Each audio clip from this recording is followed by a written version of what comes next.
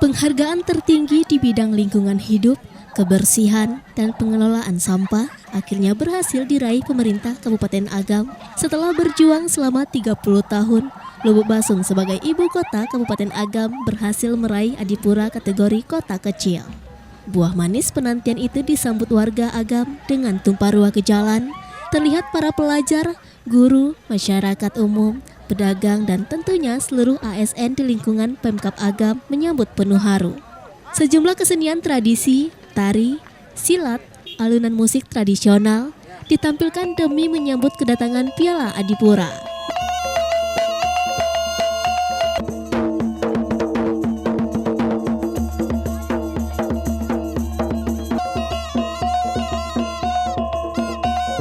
Bupati Kabupaten Agam, Andri Warman, menyebutkan setelah diterima dari Menteri Lingkungan Hidup di Jakarta, Piala Adipura dijemput BPBD Agam ke bandara di Padang Pariaman, lalu dibawa ke Lubuk Basung, diarak keliling ibu kota kabupaten dan berakhir di kantor Bupati. Dalam sambutannya, Bupati Andri Warman berjanji akan memberikan hadiah pada 90 orang petugas kebersihan Dinas Lingkungan Hidup.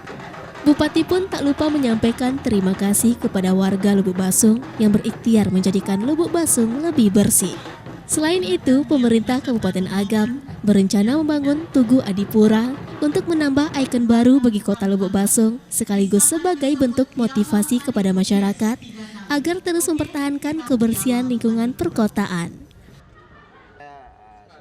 Lubuk Basung ini kan kota baru, jadi dari 30 tahun ibu kota pindah ke sini, alhamdulillah tahun 2022 hasil penilaian kita mendapatkan prestasi dan alhamdulillah kemarin kita langsung diberikan Adipura ini. Karena ini kan suatu prestasi yang membanggakan untuk Dinas LH dan ternyata yang di lapangan tentu adalah anggota-anggota beliau yang kurang lebih 90 orang yang berjuang untuk menjadikan kota Lubuk Basung ini lebih bersih, lebih rapi. Hadiah kita belum sebut apa, tapi yang jelas pasti kita support, pasti kita berikan katakanlah karena yang berprestasi tentu harus ada hadiah. Dari Kabupaten Agam, Sumatera Barat, Wahyu Sikumbang, iNews melaporkan.